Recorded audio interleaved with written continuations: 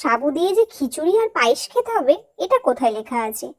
তাই আজ আমি তোমাদের জন্য নিয়ে এসেছি বিকেলের আড্ডায় একদম 1 কাপ চায়ের সঙ্গে জাস্ট জমে যাওয়ার মতো সাবুর পকোড়া। তা চলো কিভাবে বানিয়েছি তোমাদের সঙ্গে দেখাই। আমি প্রথমে সাবুটাকে ভালো করে ধুয়ে নিয়ে জল দিয়ে ভিজিয়ে রেখেছিলাম। এবার সেই সাবুটা আমার সুন্দর করে ভিজে গেছে। এবার আমি এতে আলু মিশিয়ে নেব। আলুটাকে ভালো করে সেদ্ধ করে রেখে দিয়েছিলাম, ভালো করে চটকে চটকে মেখে নেব। এরপরে মিশিয়ে নিচ্ছি জিরে, গোটা জিরে, লবণ, হলুদ আর মুচমুচে ক্রিস্পি করবার জন্য মিশিয়েছিলাম কর্নফ্লাওয়ার আর বেসন।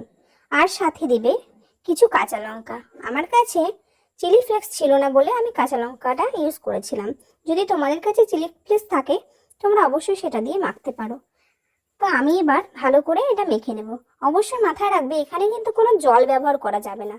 জল দিলে কিন্তু পকোড়াটা বাইন্ডিংটা ভালো হবে না, আর যে আঠালো ভাব সেটা একদমই আসবে না।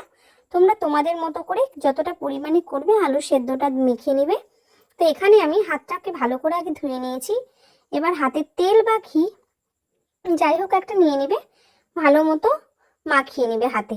তারপরে এই অল্প অল্প করে একটু একটু করে এই বেসন দিয়ে মাখানো সাবুটা তোমরা একটা শেপ দিয়ে দেবে। আমি আমার পছন্দ মতো একটা শেপ দিয়েছি, তোমরা তোমাদের পছন্দ মতো শেপ দিবে। শুধু মাথায় রাখবে যে শেপটা যেন ফেটে না যায়। যে কোনো শেপ দিতে পারো তোমাদের ইচ্ছা মতো, তবে এর আকার যেন সাইডগুলো যেন ফেটে না যায়। ফেটে গেলে কিন্তু তেলে ভাজা হবে না আর বেরিয়ে বেরিয়ে যাবে, তোমাদের এটা একদমই কড়াই ধরে ধরে যাবে। আমি এটা সত্যি কথাই বলছি, আমার ভিডিও দেখছো বলে আমি কখনোই তোমাদেরকে বলবো না তোমরা তোমাদের মতো করে করে নিও, কিন্তু এর সাইডগুলো কিন্তু ফেটে যেতে পারে, তোমরা তোমাদের মতো করে করে নিও। তো দেখো আমার কিন্তু দেখো পকোড়াটা এত সুন্দরভাবে উঠে যাচ্ছে। এই কারণে আমি তোমাদের বলেছি যে সাইডটা যেন আগে পারফেক্টলি সুন্দর করে শেপটা দিয়ে দিও। আমার কথা একটু নড়বড়ে হতে পারে কারণ আমি তো নতুন, আমি তো তোমাদের সঙ্গে এভাবেই শেয়ার করতে চাইছি আমার এই মনের ভাব, মনের কথা। তোমরা যদি আমাকে একটু সাহায্য করো আমি তোমাদের সঙ্গে এভাবে এগিয়ে যেতে চাই। তোমরা আমার ভুলটা ধরিয়ে দিবে।